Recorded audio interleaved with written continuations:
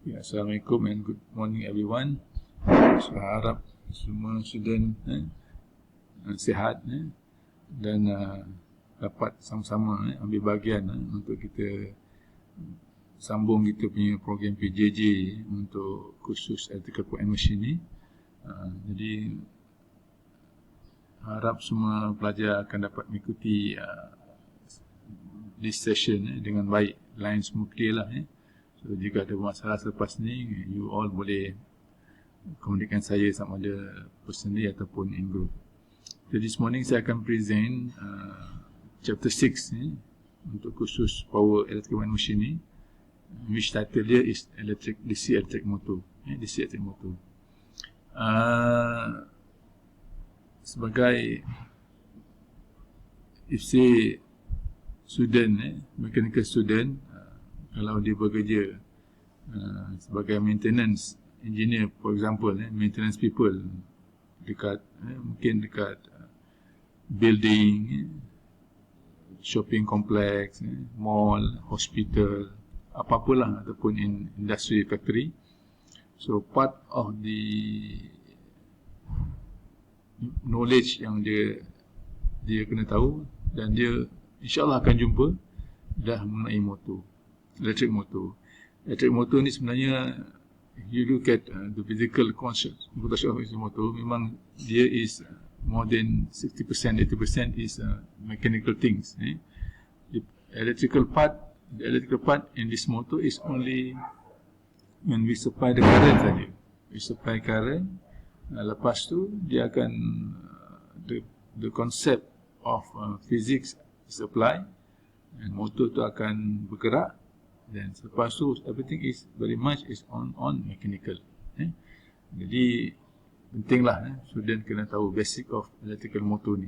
So nanti in case kalau you kerja nanti, you grade, you akan jumpa tentang motor ni. Kalau maintenance people, katakan dekat detection building sendiri, kalau lift, contoh lift rosak, mechanical engineer akan datang. Kalau aircon rosak pun, biasanya dia akan ask mechanical people untuk buat troubleshoot. Okay. So the outcome for this short session is that students are expected to understand what is electric motor and its important in our daily life. Okay. Machine ni, electrical machine ni is divided into two parts, static ataupun dynamic machine. So static, that means this machine no motion. Jadi in other word, dynamic, so this dynamic machine ni akan produce kind of motion, sama ada dia akan bergerak in term of rotating, ataupun motion tu is vertically or horizontally motion, macam tu. Dia ada dua group of machine, static and dynamic. Lepas tu kita lebih detail lagi, static machine ni hanya transformer je. Transformer dia tak ada motion, dia hanya akan ubah parameter from one value to another value. Sama ada kita step up or step down. So you dah belajar ni masa I think in BNJ 10903. Untuk dynamic machine yang produce motion, rotation, is ada two types lah, generator and motors. Electric motor. Jadi generator is very seldom kita akan jumpa generator, tapi motor ni is almost every day kita akan jumpa the system or product yang mana is motor based punya type, motor based type. Semua ada, semua ada. Okay. So untuk permulaan ni, kita tengok definition of electric motor. Electric motor ni is by definition is melibatkan mesin yang mana melibatkan conversion of energy. So if electric motor ni dia akan convert from electrical energy to mechanical energy. Jadi kita apply dekat source input electrical energy, then to the machine. So what we get at the output of the machine at the load side is kinetic energy or mechanical energy. Jadi Kalau kita tengok, for example ni, you ada washing machine, we connect to the electrical supply, beyond the supply, so this washing machine akan operate, dia akan pusing dan sebagainya. So this is what is a definition of electric motor, conversion of electric energy into mechanical energy. In other hand, kalau untuk generator pula, generator ni is the opposite of motor. So the definition is that kita apply mechanical energy at the input, at the source. What kita akan dapat, we tap at the output of this machine is electrical energy. Itu. So yang ni buat contohnya macam ni lah. Kalau you tengok dekat power plant, dekat logi ni, apa yang kita akan dapat ialah kita, for example, kita bakar coal barang batu, ataupun kita bakarkan minyak dan sebagainya, dia akan produce very high pressure, dia akan pusingkan turbine. Jadi apa yang kita hasilkan daripada turbine tu, at the end kita akan dapat electrical energy. Kalau macam this mobile generator, dia biasa jemput kat semalam, apa yang kita buat, kita startkan this generator by means of petrol sebagai kita punya material untuk produce combustion system. Dia akan, bila dia akan pusing, rotate, dan dia akan produce electricity yang kita connect to the lampu sebagainya dekat rumah semalam, dia akan menghasilkan electrical energy.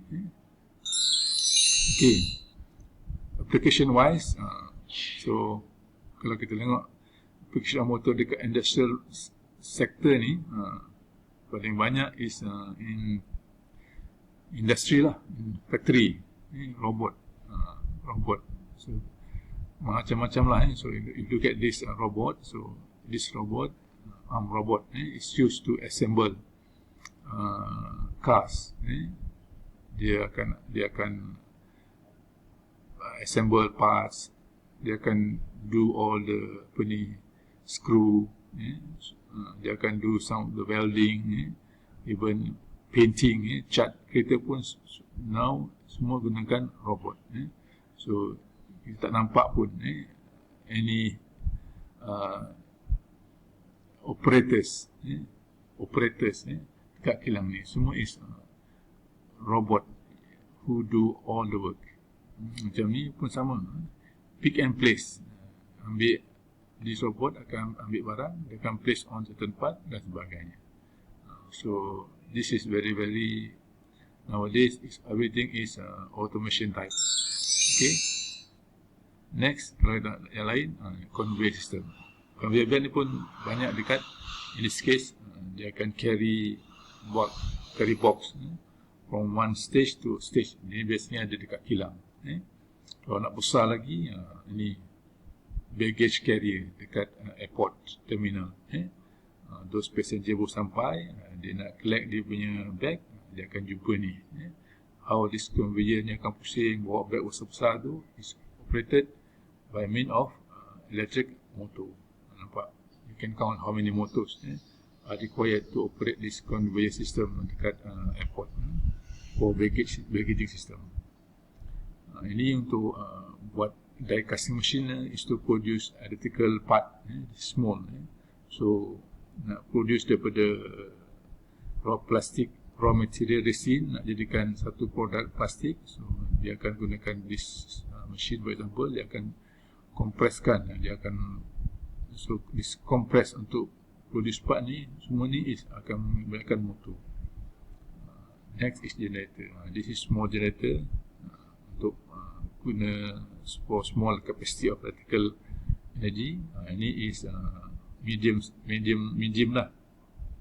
Ini mungkin untuk for standby electrical supply. Kalau kat hospital, any building kalau ada power failure, blackout, so this generator ni akan run, dan dia akan take over the supply to replace the power breakdown. Dia akan ganti. Right. At for commercial sectors, for electric vehicle, in this case katakan kereta. So kalau dulu is electric cars, Kalau dulu kereta is totally dependent on combustion. Kita bakar petrol sebagainya. So nowadays kan, kalau hybrid ada dua. Dia ada combustion engine yang konvensional dan juga ada elektrik motor. So bila kita tak nak gunakan combustion engine ni, kita boleh gunakan elektrik motor untuk runkan kereta ni. Kalau fully electric, that means tak ada langsung combustion engine, totally depend on electric motor. Jadi this is pollution free punya vehicle. Ni kalau nak yang lebih besar, capacity, electric train. So this bullet train ni is much faster, 3 to 5 times faster electric train yang kita ada dekat Malaysia, Klang Valley for example. Kalau electric train biasa mungkin sampai 120 km per hour sekarang ni, tapi bullet train ni yang biasa 300 km per hour is common. Tapi ada juga yang lebih sampai 400 km pun ada, dah ada. Maknanya from let's say for KL to Kelantan 400 km in 1 hour dia boleh sampai kalau direct ni. Okay, ini escalators. So behind this, how this tangga ni bergerak semua is ada motor. Elevator, lift kan ni sama. Kalau ada rosak apa-apa dekat building apa, dia akan panggil maintenance engineer, which is from mechanical engineer. Jadi sebab motor ni as I say, part dia is banyak is mechanical part. Electrical part hanya kita supply elektrik saja. And to control the motor, itu is electrical engineer punya kerja. On domestic, jadi aircon, compressor, blower, semua is motor yang akan operatekan dia. Water pump, ini semua part yang mana ada, you dengar ada bunyi ataupun dia ada motion, semua is electric based product. So ni sebahagian. Jadi apa yang I explain here is hanya sebahagian. It's not limited to this saja. So many other things nowadays in which because of the technology of motor semakin tinggi, jadi so many other application which is yang melibatkan motor ni kita akan jumpa. Jadi so hopefully you boleh fikirlah, you boleh pertama tengok kan apa pentingnya motor, what important motor. So memang cerita tak boleh lari daripada untuk kita tahu tentang elektrik motor ni.